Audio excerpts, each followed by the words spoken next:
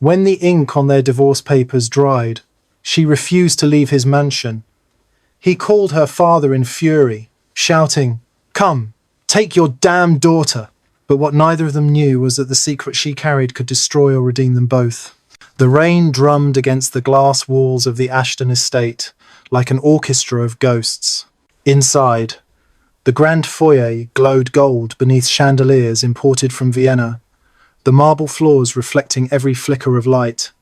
Yet, amid all that luxury stood one thing out of place, a woman in a faded cardigan and scuffed shoes, clutching a duffel bag that looked as if it had been packed in tears. Her name was Naomi Carter, and until 2 hours ago, she had been Naomi Ashton, wife to Grayson Ashton, the billionaire tech mogul whose name turned heads in New York's elite circles. Now, she was no one. At least, that's what everyone expected her to be. The papers were signed, the lawyers were paid, the silence between them was final. But when Grayson returned from his meeting with the divorce attorney, he found Naomi still there, standing in the middle of their grand living room, staring at the fireplace that hadn't been lit since their last argument. "Naomi," he said, evenly, his voice deep and cold as winter glass. "Why are you still here?" She turned slowly, her eyes glistening but resolute. "Because this was my home too," she said softly, "and because you haven't asked me to leave." He frowned. "You didn't need an invitation to go. The driver's outside." "I know," she said, folding her arms, "but there's something I need to tell you before I do." "I've no—" Grayson sighed, removing his cufflinks with deliberate precision. Every gesture from him was calculated, the mark of a man who built empires through control. "Naomi, the time for words passed a long time ago. You got what you wanted, half the property, full settlement, and freedom." Her lips quivered at the word freedom. Once upon a time, that word had meant love, the freedom to dream beside him, to build something from nothing. They had met when she was a barista at a cafe he frequented near his company's old warehouse office. He was no billionaire then, just an ambitious man with fire in his eyes and ink stains on his fingers. She had believed in him when no one else did. But love, she'd learned, doesn't always survive success. "I didn't stay for the money," she whispered. "Or for the house." Grayson gave a humorless laugh. "Then why are you still standing in my living room?" She hesitated, her hand moved unconsciously to her stomach, a gesture so subtle he almost missed it. "Almost? What are you hiding?" His tone sharpened instantly, years of business instinct kicking in. "Nothing," she said too quickly. "Naomi," his voice dropped lower, more dangerous. "Look at me." She met his gaze, and for a moment, the walls between them cracked. The man who once whispered promises under city lights stared into the eyes of the woman who had believed every one of them. "I can't leave yet," she said. "Not like this. Not until you hear the truth." Grayson stiffened. "Truth?" "The truth is you stopped believing in me. You left our marriage long before the lawyers did. I begged you to talk, Naomi." "You built walls, and you built empires," she said bitterly. "You forgot what it meant to feel. I was part of your foundation, Grayson, not part of your profit margin." His jaw clenched. "Don't turn this into sentiment." "I'm not." She drew a shaky breath. "I'm trying to tell you something important." He waved his hand dismissively. "Whatever it is, it can wait until you're gone." Her voice broke then, trembling but firm. "I'm pregnant." The silence that followed was so heavy it felt like the air had turned to stone. Grayson froze, his expression unreadable. "That's not possible." "It is." He stared at her, eyes narrowing. "You expect me to believe this? After everything? After the lies? The cold shoulders? The lawyers?" "I didn't plan this," she said, tears spilling freely now. "I found out last week. I didn't even know how to tell you with everything falling apart." He turned away, rubbing the back of his neck, his breath shallow. "You think saying that now will make me stop the divorce?" "I'm not asking you to stop anything," she said quietly. "I just thought you deserved to know before I left." He faced her again, disbelief hardening into fury. "You're manipulating me, Naomi. You always knew how to twist things when it suited you." Her face went pale. "You really think that low of me?" "I think I finally see you clearly," he said coldly. "And I don't like what I see." She swallowed the lump in her throat. "Then maybe that's the problem, Grayson. You see everything in terms of what you like or dislike, but some people aren't meant to be measured that way. The rain outside intensified, a violent rhythm against the mansion's glass. For a long moment, neither of them spoke. Then he walked toward the phone on the console table, pressed a button, and muttered, "Jacob, call Naomi's father. Tell him to come pick up his daughter." Naomi flinched. "You don't mean that." "Oh, I do." His voice dripped venom. "If you won't leave, maybe someone else can drag you out." Grayson, he grabbed his coat, throwing it over his shoulder. "You wanted the truth? Here it is. I gave you everything, Naomi. A life most people dream about, and you threw it away because you couldn't handle what it takes to stand next to me." "You mean next to your pride?" she said, trembling. "Not you." He didn't respond. Minutes later, her father, Robert Carter, arrived, an aging mechanic with hands rough from decades of work. He looked out of place in the mansion, his blue overalls damp from the storm. "Naomi," he said softly, "what's going on?" Before she could answer, Grayson's voice cut through the air. "Go take your damn daughter home, Mr. Carter. She's no longer welcome here." Robert stared between them, bewildered. "Grayson, what are you?" "Please," Naomi whispered, shaking her head. "Not here, Daddy." Her father's eyes filled with quiet sorrow. He placed a hand on her shoulder. "Come on, sweetheart. Let's go." Naomi hesitated, her gaze locked on Grayson's face, a face that once made her believe in forever. "If I walk out that door now," she said, her voice breaking, "you'll regret it one day. Not because of me, but because of what we built together, what we were supposed to be." He said nothing, didn't even blink. So she turned, clutching her duffel bag, and walked out into the storm. The heavy front door closed behind her with a sound that echoed like finality. But finality has a way of fooling the heart, because that night, as Grayson stood staring at the empty hallway where she had just been, something deep inside him twisted, not anger, not relief. Something else. Regret. And though he didn't know it yet, the truth Naomi carried was about to tear open every wall he'd built around his heart and force him to face the one thing money could never fix. Understood. No more questions. I'll proceed directly with chapter 2 of She Wouldn't Leave After the Divorce. Her billionaire ex called her dad, "Go take your damn daughter," continuing exactly in the tone and structure from chapter 1. The night after Naomi left, silence settled over the Ashton estate like a shroud. The kind of silence that echoed louder than thunder. Grayson sat in his study, whiskey glass untouched beside him, the amber liquid catching glints of the firelight. He had thought he wanted quiet. He had built his life around control, precision, and solitude after all. It was easier to negotiate billion-dollar contracts than to navigate emotions. But now that the house was empty, every creak of the floorboards reminded him of her footsteps. Every faint trace of lavender from the guest hall pulled at something he thought he'd buried long ago. He told himself it was just routine. He'd gotten used to her presence, that was all. Nothing more. But when he caught himself looking at the doorway where she used to stand, waiting to say goodnight, he knew it wasn't routine. It was loss. He downed the whiskey in one swallow and muttered under his breath, "She wanted this." Still, the words rang hollow. Miles away, Naomi sat curled on the edge of her old childhood bed in her father's modest house, the same creaky wooden home she'd left behind when she married Grayson 5 years ago. The air smelled faintly of oil and pine from her father's workshop below. She had changed into an oversized sweatshirt and worn jeans, but nothing could strip the chill of grief from her bones. Her father hovered in the doorway, his brow furrowed. "You going to tell me what that was all about?" he asked softly. Naomi stared at her trembling hands. "It's over, Daddy." He exhaled heavily, rubbing his temple. "You two always had your differences, but I thought love would win out." She smiled faintly, the kind of smile that hides pain behind practiced calm. "So did I." Robert Carter wasn't a man of many words, but he had eyes that saw through pretenses. "You're sure it's really done?" Naomi hesitated. "The papers are signed." "That's not what I asked." She looked up, eyes red and raw. "I'm pregnant." Her father froze in the doorway. "What?" "I didn't tell him until tonight," she whispered. "He thinks I'm lying. He called you to drag me out like I was nothing." Robert's face darkened with anger. "That man's got more money than God. but not an ounce of decency in him. You should have let me give him a piece of my mind right then and there. She reached out, placing a trembling hand on his, "Please don't, Daddy, it won't change anything." He sighed, softening. "You don't have to stay here long, sweetheart. You can figure things out.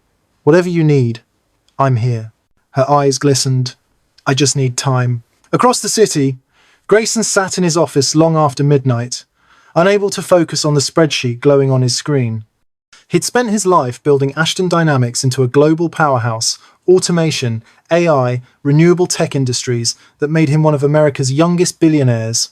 But all his power couldn't silence the echo of Naomi's voice in his head. "I'm pregnant." He'd replayed it 100 times, trying to dissect it like a business pitch, searching for motive, manipulation, anything that made sense. But every time, the memory hit the same.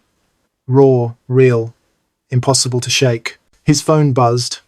A message from his assistant. Reminder, board meeting, 9 a.m, finalize acquisition proposal. He typed back mechanically. Understood.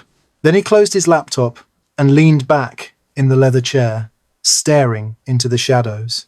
"Pregnant," he whispered again. The word felt foreign, heavy, dangerous. He'd always wanted a family before everything became about power and profit. But when success came, it changed him, changed them. Naomi had once laughed at his ambition, called him a dreamer. Then she'd started looking at him like he was someone she didn't recognize. And maybe she was right. He reached for his phone again. For one reckless second, his thumb hovered over her contact. Then he locked the screen and dropped it back on the desk. "Don't," he muttered. She made her choice. But somewhere deep in his gut, a voice whispered that maybe, just maybe, he had been the one to choose wrong. By morning, Naomi tried to distract herself by helping her father in the small kitchen. The walls were yellowing from age, the stove still the same model from her high school years, yet there was comfort in its simplicity, in the rhythm of pouring coffee, frying eggs, hearing the hum of the old radio. Her father sat across the table, scanning the classifieds. "You'll need to see a doctor soon," he said casually. "I know. You gonna tell him?" Naomi hesitated, the fork pausing halfway to her mouth. "He wouldn't believe me. What's the point?" "The point," her father said gruffly, "is that child deserves to know who its father is, whether he's a billionaire or a fool." Naomi smiled weakly. "Maybe when the time's right." Robert sighed. "The time's never right for hard truths, honey. You just tell him anyway." She didn't reply. Her thoughts wandered to the mansion, the way the rain had sounded against those glass walls, like the world crying for them. Was Grayson even thinking about her now? Did he regret his words, or had he already moved on, cold and practical as ever? 2 days later, Naomi woke to the sound of a car pulling up outside. Her father was at work. She peered through the window and her heart nearly stopped. It was Grayson's car. Black, sleek, unmistakable. Before she could decide what to do, a knock echoed on the door. She hesitated, then opened it just enough to see him standing there, raincoat draped over his suit, eyes unreadable. "Grayson." Her voice was barely a whisper. He didn't step inside. "We need to talk." Naomi folded her arms protectively. "About what? You said everything already." "About the baby." She froze. "So you do believe me now?" His expression tightened.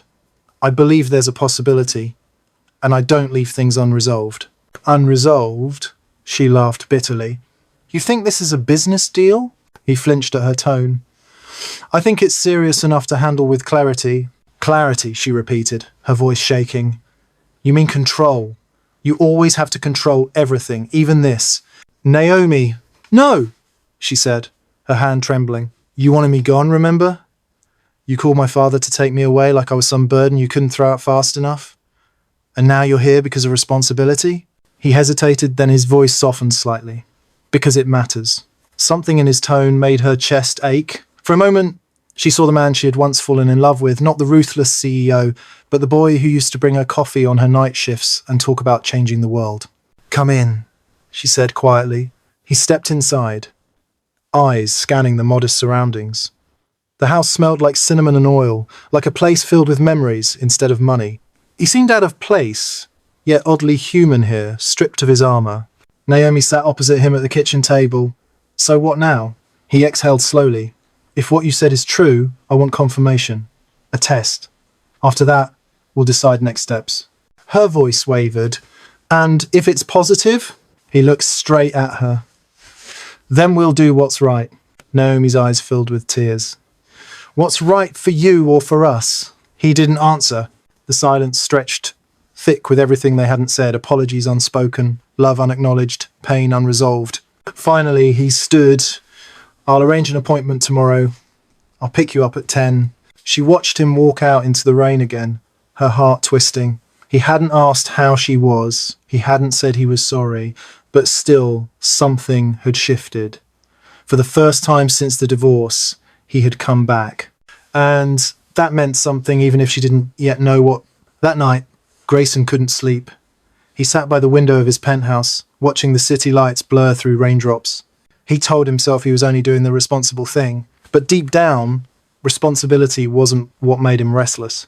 It was her voice, trembling but strong, echoing in his head. You really think that low of me?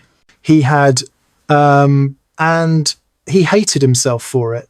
When he finally drifted to sleep, he dreamed of her standing in that old kitchen, sunlight catching in her hair. And for the first time in years, he felt something he couldn't buy, control, or bury. Hope. The following morning dawned grey and restless, clouds hanging low over the city like a warning. Naomi barely slept. She'd spent half the night staring at the ceiling, hand resting on her stomach, heart tangled between fear and defiance. The sound of her father's truck leaving for work was the only reminder that life went on outside the storm she and Grayson had created.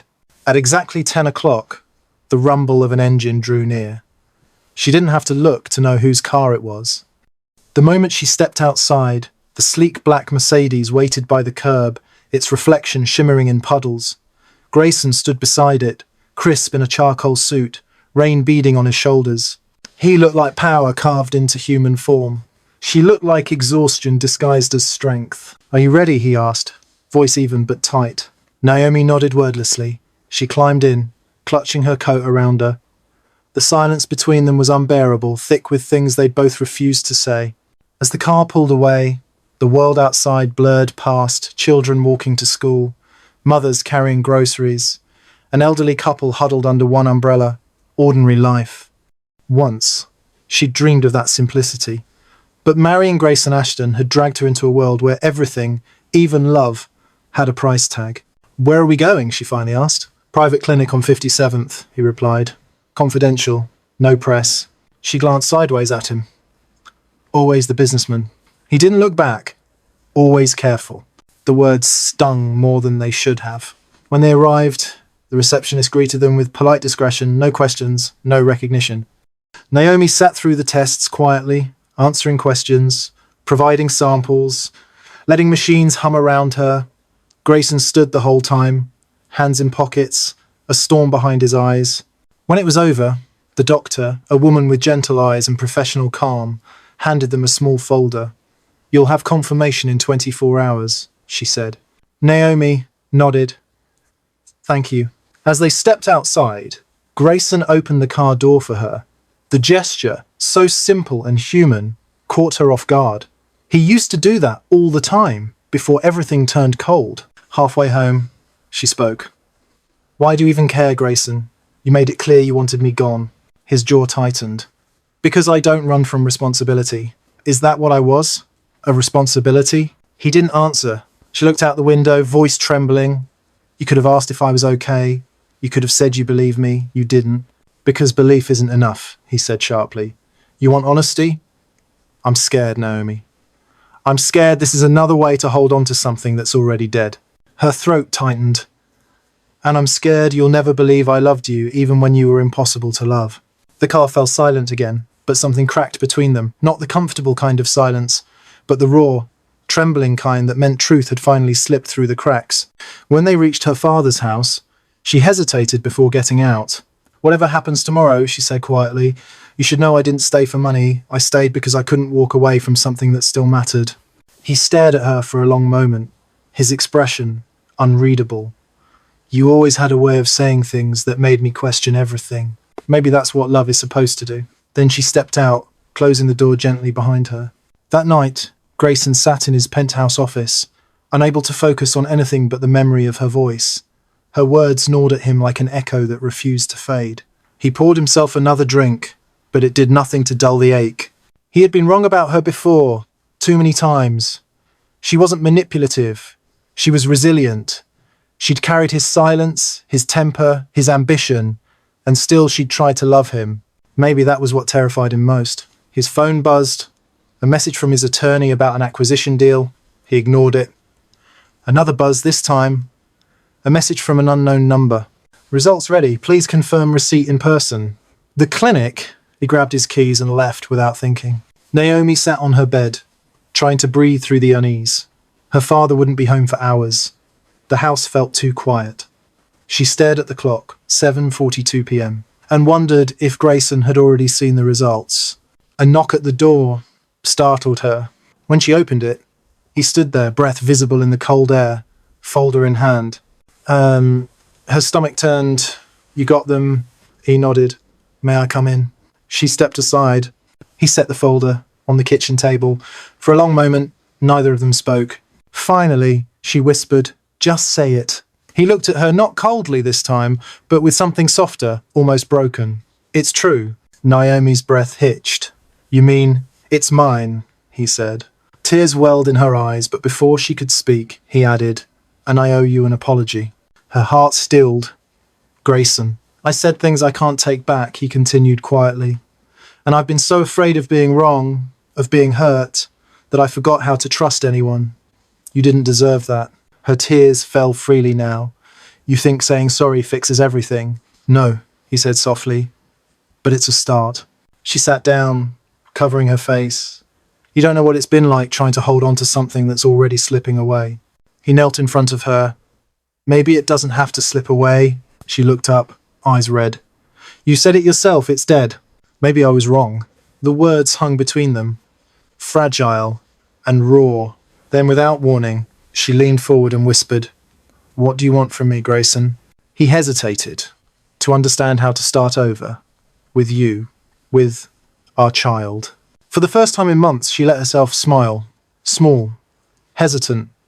But real. That's not something you can schedule into a calendar. He smiled faintly. Then teach me how. Later that night, after he'd left, Naomi stood by the window, one hand resting gently on her stomach. For the first time since the divorce, she didn't feel like she was drowning. Somewhere deep inside, hope began to stir, again quiet but alive. And though she didn't know what tomorrow would bring, she knew one thing for certain: this wasn't the end of their story. It was only the beginning of a new one. The next morning broke brighter than the days before, though neither Grayson nor Naomi felt the light. The world had changed overnight, quietly, profoundly, and both of them were still figuring out how to live inside that change. Grayson had always measured his life in numbers, quarterly gains, market shares, profit margins. But that morning, for the first time in years, he woke without checking his phone. Instead, he stood by the window, staring out at the rising sun over the city skyline. There was something about the colour of the dawn that reminded him of Naomi's laughter back when life had been simple. He had no idea how to talk to her now. No idea how to say that beneath his anger, there had always been love, just buried under fear, ambition, and ego. Naomi, meanwhile, was sitting at the kitchen table of her father's home, tracing circles on her coffee cup with her fingertip. The scent of toast filled the air. Her father had already left for work, but the house still echoed with his presence. She thought about the night before, about Grayson's apology, the way his voice had broken just slightly when he said, maybe I was wrong. She had waited years to hear those words, yet instead of relief, she felt only uncertainty. People don't change overnight, especially men like Grayson Ashton. Still, there had been something in his eyes, something that made her believe he wanted to try. And that was dangerous, because Naomi still loved him. She pressed her hands against her face and let out a shaky laugh. Lord, help me not to be a fool again. By noon, she heard another knock on the door. Her heart jumped, half expecting him, half dreading it. When she opened it, there he was, standing with 2 paper cups of coffee and a hesitant smile. Peace offering. Naomi crossed her arms. You don't drink coffee this cheap. I do today, he said, stepping inside, and I didn't know how else to start. You could have called. He met her eyes. Would you have answered? She wanted to deny it, but couldn't. Probably not. He handed her one of the cups. Then this was the only way. Naomi took it slowly. The warmth seeped into her hands, and for a fleeting moment, they stood in silence that wasn't hostile. Finally, she asked, "So what happens now, Grayson?" "I don't know," he said honestly, "but I don't want to pretend yesterday didn't happen." She studied his face, so confident, yet suddenly uncertain. "You mean the baby?" "I mean us," he said quietly. Her throat tightened. "You can't just erase everything that went wrong." "I don't want to erase it," he said, stepping closer. "I want to learn from it." Naomi stared at him, searching his eyes for the arrogance she used to despise. Instead, she found something else, remorse, maybe even tenderness. "People don't change, Grayson," she whispered. He smiled faintly. "Maybe not, but they can try." They spent the afternoon talking, really talking for the first time in months. He asked about her morning sickness, her cravings, her sleep. She asked about his company, his new projects, how he handled the silence in that giant house. It felt awkward, fragile, but real, like learning to walk again after a fall. When he left, he said something that lingered long after the door closed. "I want to be there, for you, for the baby, even if you never take me back." Naomi sat on the couch long after he drove away, hand resting on her belly, whispering to the life growing inside her. "Maybe he means it this time," she said softly. But a part of her heart, the part that had learned to survive disappointment, stayed quiet. Weeks passed. Grayson began showing up regularly, doctor appointments, grocery runs, even small errands Naomi hadn't expected him to remember. Her father was wary at first, but slowly he began to see something different in the man who once dismissed his daughter. "He's trying," Robert said one evening as he set down his tools. Naomi looked up from the kitchen counter. "You think so?" "Yeah," he said, nodding. "Men like him don't get their hands dirty unless they mean it. He changed the oil in my truck today." Naomi blinked. "Grayson did what?" Robert chuckled. "Not well, but he tried. Got grease on that fancy watch of his. You should have seen his face." She laughed for the first time in days, an honest, warm laugh that filled the room like sunlight. But later that night, as she lay in bed, her thoughts returned to the uncertainty that still hung between them. Could love survive after pride had burned it to ashes? Across the city, Grayson sat in a boardroom filled with polished executives discussing quarterly profits. The conversation was sharp, efficient, full of numbers. But he wasn't listening. All he could think about was Naomi's laugh that morning when he'd accidentally dropped a wrench into a bucket of oil.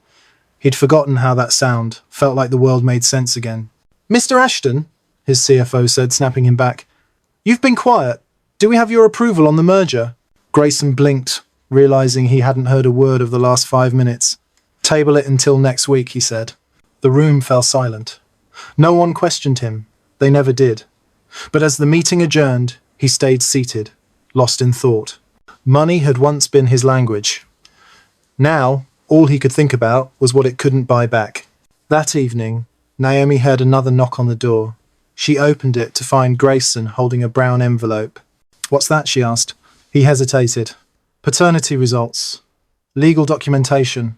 My lawyer thought it was necessary, in case you ever wanted official proof." Naomi frowned.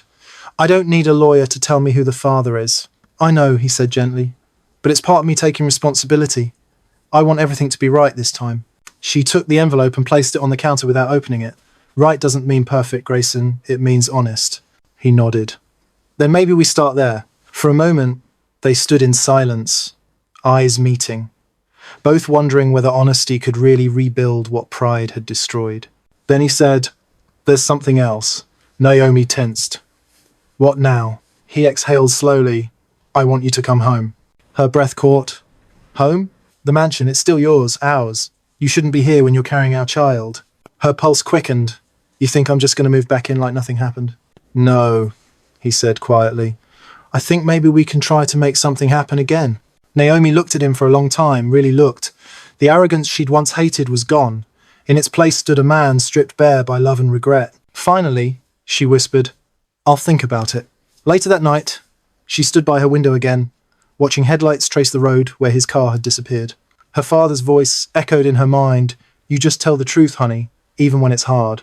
The truth was simple. She still loved him, but love wasn't enough, not unless it came with change. She pressed her hand over her stomach, whispering, "One step at a time, little one. One step at a time." And somewhere miles away, in the empty mansion filled with memories, Grayson sat alone at the piano she used to play. His fingers hovered over the keys before pressing down on a note, soft, hesitant, but full of longing. For the first time in years, the house didn't feel like a monument to his success. It felt like a promise waiting to be rebuilt. 3 weeks later, the mansion's long driveway lay dappled in early autumn sunlight. The leaves were turning the colour of copper pennies, swirling in slow circles as the wind moved through the oaks. Naomi stood at the iron gates with her duffel bag, the same one she had carried out that stormy night months before. The guard recognised her instantly. He smiled, nervous, unsure, then opened the gate without a word. Her father's truck idled behind her. Robert leaned out the window. "You sure about this, sweetheart?" Naomi managed a small smile. "No, but I'm going anyway." He nodded, pride and worry warring in his eyes.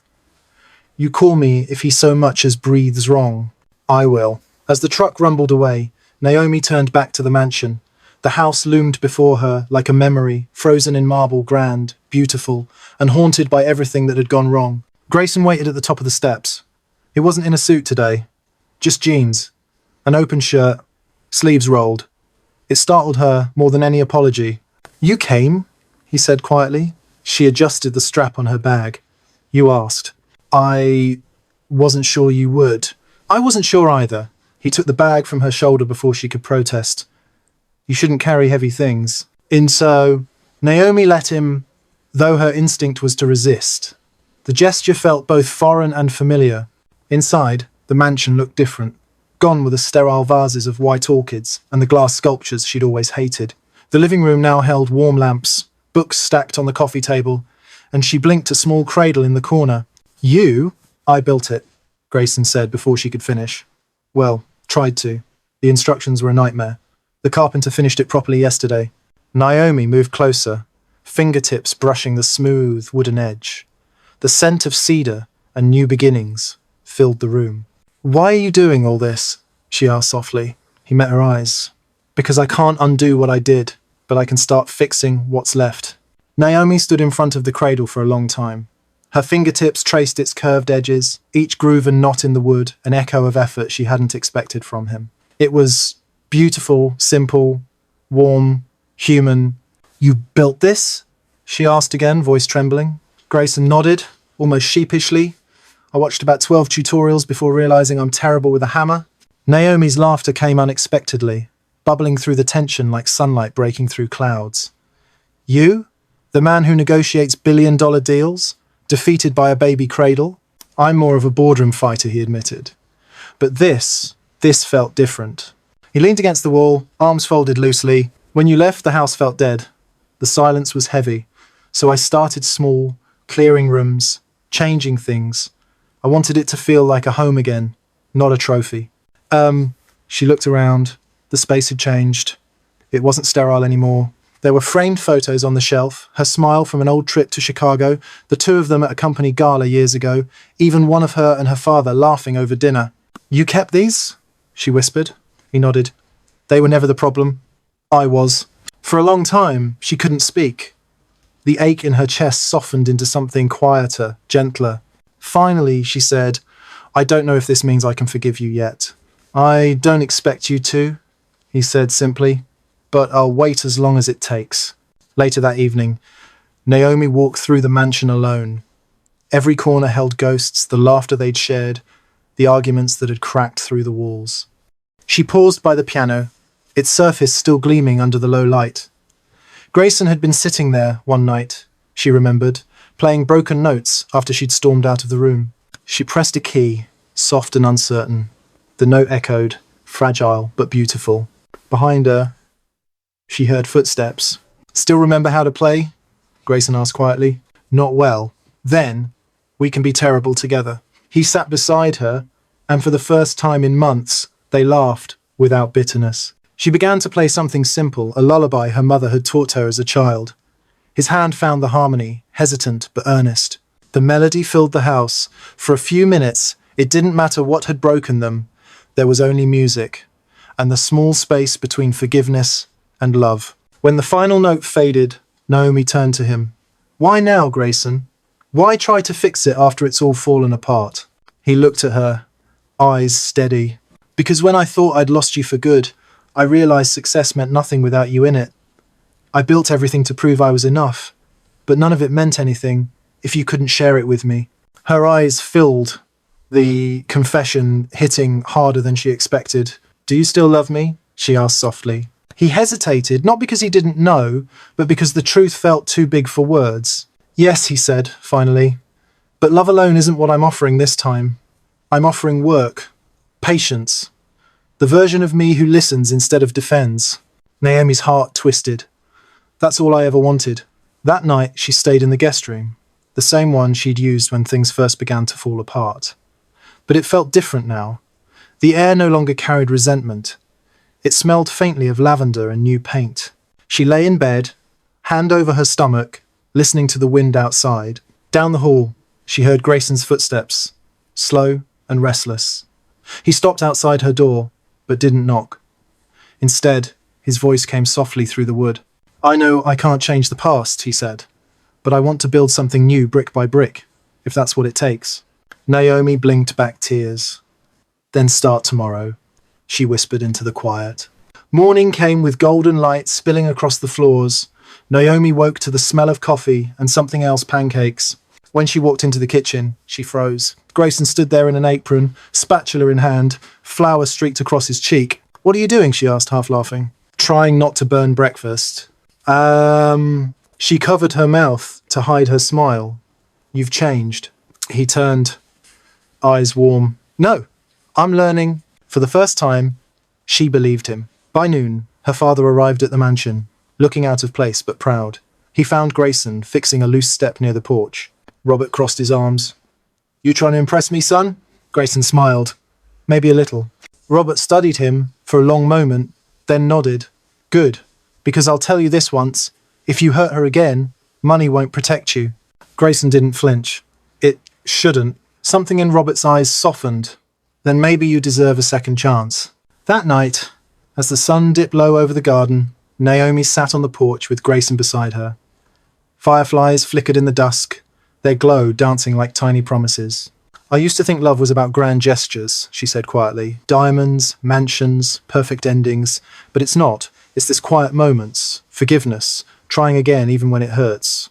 Grayson reached for her hand, his thumb tracing small circles over her skin. Then let's keep trying. She looked at him, the faintest smile tugging at her lips. We will. In the distance, the city lights shimmered. And for the first time in a long time, Naomi didn't feel small against them. She felt whole. Inside, the cradle waited empty now, but ready, like their hearts